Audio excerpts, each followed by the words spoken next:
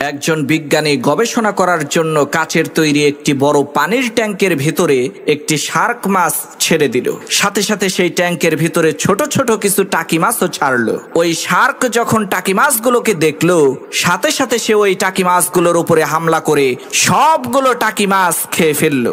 এরপরে সেই বিজ্ঞানী ওই পানির ট্যাঙ্কের একেবারে মধ্যখানে একটি কাঁচ দিয়ে বেড়া দিয়ে আলাদা আলাদা চেম্বার তৈরি করলো এবং এক পাশের চেম্বারে ওই শার্ক মাছটাকে ছাড়লো আর অন্য পাশের চেম্বারে টাকি মাছগুলোকে ছাড়লো। এখন ওই শার্ক মাছটা যখনই ওই টাকি মাছগুলোকে আক্রমণ করতে চায়, তখনই সে ওই কাচের বেড়ার সাথে যে প্রচন্ড জোরে ধাক্কা খায়। কোনো ক্রমেই সে ওই টাকি মাছগুলোকে আক্রমণ করতে পারে না, তাদেরকে খেতেও পারে না।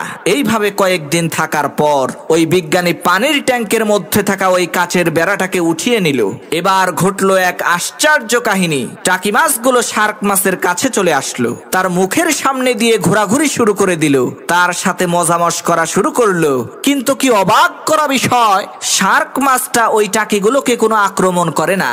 এর কারণ হলো ওই শার্ক মাছটা এর আগে বহুবার চেষ্টা করেছে ওই টাকি মাছগুলোকে খাওয়ার জন্য, কিন্তু সে ওই কাচের বেড়ার জন্য খেতে পারে নাই। তখন সে চেষ্টা করাই বন্ধ করে দিয়েছে। সে মনে মনে ভেবেই নিয়েছে এই মাছগুলোকে কখনোই সে খেতে পারবে না। প্রিয় বন্ধুরা, আমরা ওই শার্ক মাছটার মতোই, আমরা একটা কাজ করতে যদি কয়েকবার ব্যর্থ হই, তাহলে ভেবেই নেই এই কাজটা আমি জীবনেও করতে পারবো না।